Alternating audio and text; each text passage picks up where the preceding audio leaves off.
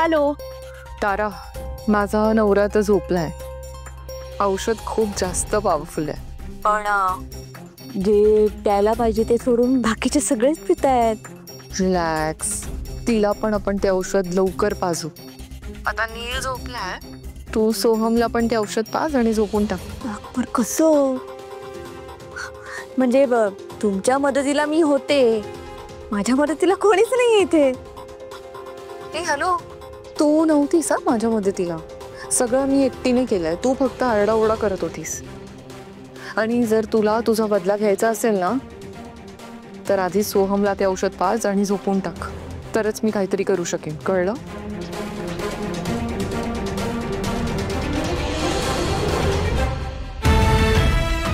सोहमला कटवायचा कशाला?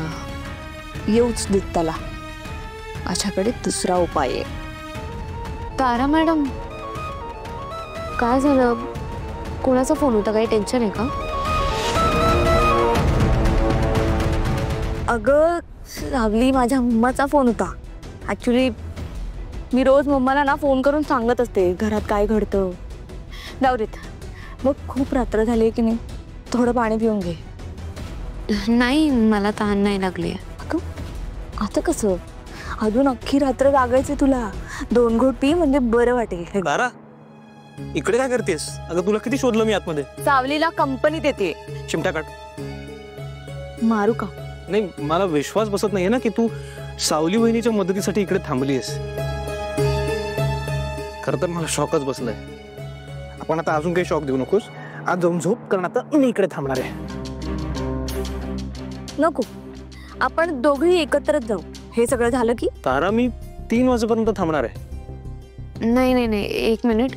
भाऊजी, तारा मॅडम, तुम्ही दोघंही जा झोपायला. अगं हा कसला जागतोय 3 वाजेपर्यंत? लागली पैस, मी इकडेच थांबणार 3 वाजेपर्यंत आणि जागा राहणार. लागली पैस.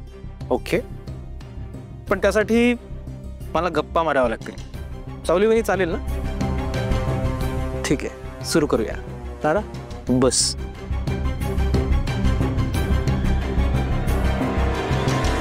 सावली वहिनी,